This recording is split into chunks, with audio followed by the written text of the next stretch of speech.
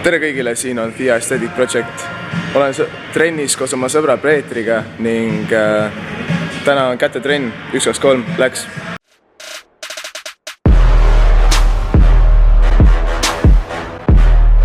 Niisiis, trenn juba käib, ehk siis miks just käed.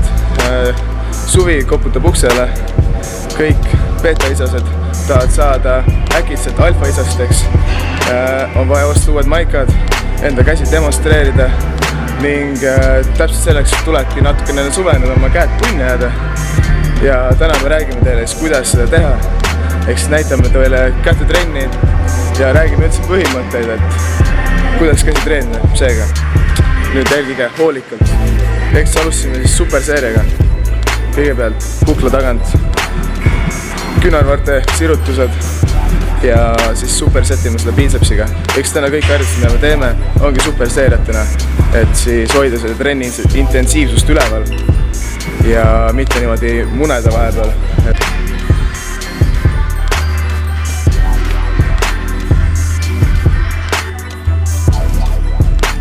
Korralik Ronnie Coleman'i veen on tal siin. See oli seda vähestas.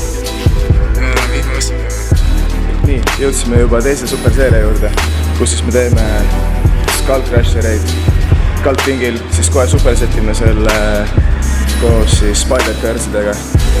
Ehk siis esimene asi, mida ma räägiksin, et kätetrenni põhimõtetest ongi kordusvahemikud. Et kui eelmine superset tegime me piitsa näiteks raskelt, siis me võtsime kergema raskuse. Ehk siis väga tähtis on see, et te käite oma harjutustega läbi kõik kordusvahemikud, nii kõrged, keskmised, madalad. Ehk siis hoiate seal 6 juures mõnes harjutuses, siis valite harjutuse, kus on raskus suurendate 10-12 või näiteks siin isoleeritud harjutus. Tehke julgelt 15-20, laske need aeglasemad lihaskiud ka töösse. Ehk siis Might Fitness peaks korralikult õlitama neid asju, et ma võin VD40 vähendada. 4 harjutust on tehtud. Jäänud on ainult 2 harjutust veel, 1 triitsepsile, 1 biitsepsile, et need võiksid olla mingid finisherid. Finisher ehk siis hästi keskendud just lihastunnetusele, mitte sellele, kui rasket te teete. Selleks siis võtamegi mingid kergemad antlid ja teeme väga keskendunult seda harjutust. Ehk siis viimase harjutusena teeme siis tavalisi biitsepsi tõsteid, aga teeme seina ääres niimoodi, et selg on kogu aeg vastas. See tagab selle, et ei tee cheat-reppe, vaid kõik on kontrollitud, ainult biitsepsid tööd. Ta proovib. Ma tahtsin veel öelda, et 10-sed on äkki liiga vähe. 10-sed on vähe või? Ei ole.